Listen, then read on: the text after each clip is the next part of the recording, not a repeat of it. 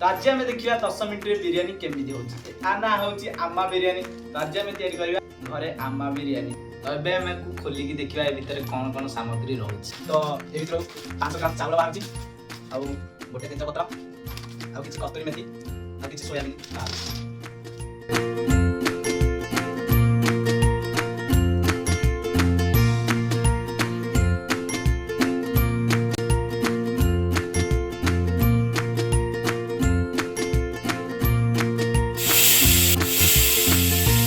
दुईटा सीटी बाजिला पर बर्तमान आम बिरियानी रेडी हो जाए।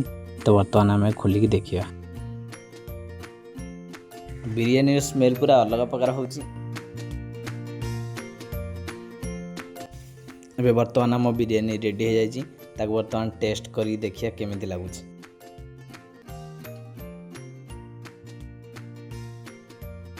पूरा होटेल बिरियानी भाया लगुच। टेस्ट भल अच्छी। आपण भी घरे ट्राए करूँ। वीडियो भल लगे चैनल को सब्सक्राइब करूँ, वीडियो को लाइक करूँ।